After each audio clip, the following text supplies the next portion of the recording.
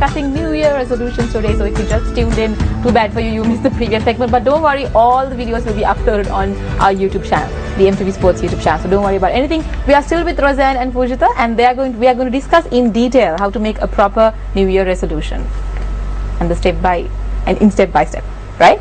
Okay, so let's begin. I think one of the important things about setting a goal, any goal, is to understand the holistic nature of our makeup. So what I mean by holistic nature is we are physical beings, and hence physical issues like hunger, tiredness, all these things actually physical issues.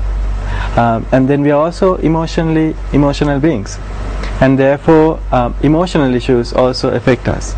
So whatever resolution we might set, and shortly I will give an example, and it actually, our emotional state affects our ability to stick to that resolution. We are also mentally or intellectually, we have a capacity, and so does the spiritual aspect of us. And so here what I mean by spiritual aspect is our ability to stick to a set of values or a philosophy or a faith, as well as having a life mission, a purpose. So these things are what I call would help us to be spiritually aligned. So the goal of a person in moving forward is actually to be physically energetic, emotionally connected, mentally alert, and spiritually aligned.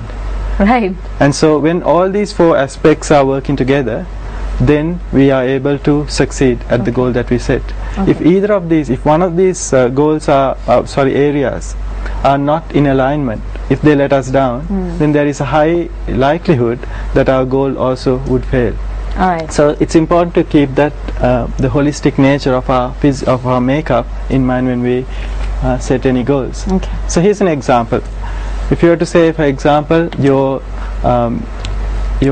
what you want is to have more focus, at work. Right. So we have to look at the physical aspect of it. It's important for you to be focused at work, which you would think is mainly a mental process. But we know that if you haven't had a good night's rest, if you haven't had breakfast, if your physical energy levels are down, that is actually going to affect you. So maintaining a healthy lifestyle, for example, is crucial for you to be able to be alert and to be focused at work. Emotionally connected, what do you mean by that? For example, if you've had some emotional issues that are bothering you, for example, it could be a colleague at work with whom you can't get along with, and that will affect you. It might be a conversation, it might be a conflict, it could be any of those things. So having an ability to manage your emotional process and having sort of relationships that are that are going to have an input into you are going to be important. Mentally alert. So this is what, in staying focused at work, would require you to perhaps have a set time where you read your email or check your emails and not get distracted. You might also be able to do some exercises that would help your reading or help you to actually be able to focus better. So and spiritually aligned, there needs to be a time for self-reflection, I would say, on a daily basis, what I would call quiet time, where you would go and where you would find yourself aligned to what is fundamentally important to you. It could be your faith, it could be a value system, it could be a philosophy that we hold on to. This is a place where you experience forgiveness. This is a place where you actually also experience renewal. And it's important for you to have that, because when that aspect of your life is in alignment, everything else has a way of also falling into place. So it's important to understand that holistic view of a person when we approach any goal. Okay. So basically what you're trying to say is, if one part of these four aspects that you talked about breaks down, it's not a complete approach towards gaining whatever you want to gain. We might be able to succeed at a goal, but then you won't be a complete that's right. So in the setting a goal also, there's an important aspect of us wanting to grow. Right, exactly. Because when we grow to something, then we are able to manage that affair. You know, if there's a particular issue that is stressing us out, yes, it is that change is affecting us in a negative way. But yes, if you are able to overcome that, we would call that a person has actually grown out of that situation. yes. And so hence keeping this holistic view is, in my opinion, is important, because it allows us to then be balanced. Yes, that's very important to be balanced, because why I asked the question was, there are many people that we know who would just disregard for example, if they want to be focused at work, they would disregard the fact that they have to eat healthy and sleep, and they would just be very alcoholic towards work, you know, workaholic. So like you said, all these 4 aspects that you mentioned are important to have a balanced life. But some people think that, you know, things like being spiritually aligned and emotionally connected to other people, relationships, are not important. But then what you said was, it is, and we have to imply on those as well. Yeah. Yes. So when coming to actually setting goals, there are 3 things we talk about. First of all, it's the discovery stage. All right. Okay, so going back to that early example I used of a tree growing. Okay. So if you think about the root stage, which is the most important thing, where you get annexed and when you get connected to something that would drive you. So this is where you would ask the question why. So if anyone were to have a goal, we would ask the question why. Why are you setting this goal? Okay. Okay.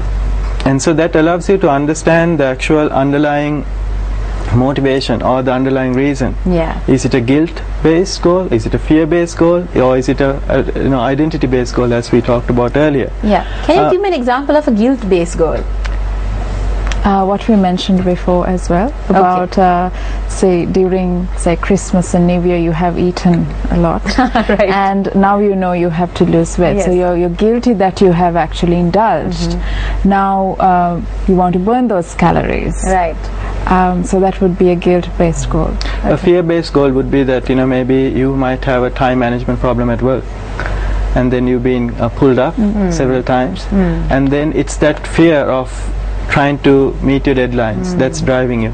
Right. And so sometimes when that external motivator is a negative one, as we discussed earlier, that can actually affect you negatively, because you're constantly trying to meet an expectation that is external rather than of your own. It's also important, I think, at this discovery stage to ask the question, why didn't you succeed before? Because if you keep trying to do the same thing all over again, with the same approach, we might discover that we might keep failing, and that further discourages us from even wanting to try in the future. Yes. So this allows us to really come to that understanding. Maybe our value system was wrong, or it was displaced. Maybe we were trying to set this goal for somebody else rather than ourselves, or we did not have a true connection to ourselves in making that. Like what Roseanne explained before, it might have been because we wanted people to see us as different, or we might have wanted it might have been just a performance based, or might have been just a behavioral change that we wanted to make rather than an identity change. So we might have to shift to that identity perspective that might allow us to then truly own this goal. So this is what we do at the discovery stage. Okay. So once we have done that, once we have found the why, and the why has to be strong enough, then we move on to the design of this particular goal. So Roseanne mentioned before about the wheel of life. Yes. And the wheel of life, I think the important aspect here is that we cannot, even though we can compartmentalize our life, the reality is that what happens in one area of our life affects the other. Right. So when we set goals, we need to set goals for life, affecting different areas of our life, and be able to put them all on a piece of paper where we can see them. Can this circle of life be adapted into any goal during any amount of time, whether it's a short-term goal or a long-term goal? Yes, it can. Okay. It can, because that's the next step of once we actually identify an area that we want to change. For example, it could be in the area of health, your personal career, it could be in the area of financial management, so you can decide which one. Right, okay. Then we have to actually approach this goal in a way that it gives us that we actually make it into a SMART goal. I'm sure you'd have heard of the SMART goal. Yes. What the SMART goals are. And so what a SMART goal does is it takes a general area of what we want to change, and it actually it defines it in such a way that it gives us a very clear pathway towards achieving it. So if you were to take an example, for example, of a person says, I want to read more. And so that is a very general goal. It does not give you a time frame, it does not give you what you would do. So let's turn it into a SMART goal, and SMART, by the way, stands for specific, measurable, achievable, realistic and time bound. So let's turn that goal into a smart goal. Spend more time reading can be, I want to read 3 autobiographies in the next 3 months. Okay. Which is 1 book a month. In average, yeah. Okay, on average. And I want to utilize my travel time to do that reading. Right. So that gives you a pathway. It also clearly identifies what you want to do. Yeah. It also tells you during what period you want to do what. I have a small question. Now, when it comes to realistic and achievable, you know, we live in a generation where people believe that nothing is impossible. You can actually go to the moon if you want to. So, how can you actually categorize a goal into and see whether it's realistic and achievable in that sense? I mean, what is the meaning of realistic and achievable in this type of goal setting? Okay. So let's take an example of a person who wants to lose weight. Okay. Keep coming to that because in the resolution sheet 5, actually health-based goals are one of the most prominent goals that people actually set at the beginning of the year. So if you say that, say for example, someone who has never exercised before, they want to set an example, set a goal of exercising 5 days a week.